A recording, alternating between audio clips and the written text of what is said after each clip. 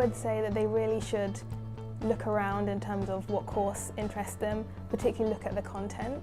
I think it's easy for students to kind of just see a name or a title of a degree, but not look at what the degree kind of entails from year to year. Consider first what subject you like most. So I think perhaps at school, there's a subject that you really enjoy, or maybe there's a subject that you've heard of that you didn't do at school. Maybe find an interesting YouTube video about it. Just do loads of research about what subjects that are out there, because there are so many different things that I didn't even realise existed as degrees until I got to university. If you're someone who doesn't like exams, some courses might be more exam focused, whereas you might prefer a course that is just kind of the coursework and dissertations. So you should really kind of be strategic in your planning and plan obviously long in advance before you actually have to apply. From that, you can see what type of universities offer those degrees and have a look at, say a certain university like Exeter offers a certain degree that you think sounds interesting. Maybe search on YouTube, Day of the Life of an Exeter student. I think there's a lot of free, really interesting material out there on YouTube or student blogs that will give you an insight and an idea into what it's like to be a student. I went to a lot of open days and I really thought about the cities that the universities were based in, how far they were from home, what kind of jobs I would be looking at in that city as well. It's important to know whether it's a city or a campus university and where you'd fit in best.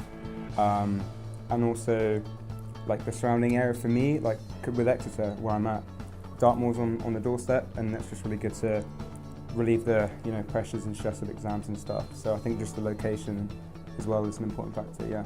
I think just going to the university and seeing if it's for you and meeting people there, speaking to people, seeing what they're doing, what societies there are. I think that was a big thing for me, looking at the Law Society and seeing how active they were and what employers were on campus. I would advise them to go and visit the universities and also try your best to maybe reach out to people that you know. I know there are a lot of outreach schemes going on for different universities nowadays. I looked at my predicted grades and they were high, so I thought I'm going to apply to universities with sort of ones that are asking for grades in the higher tier.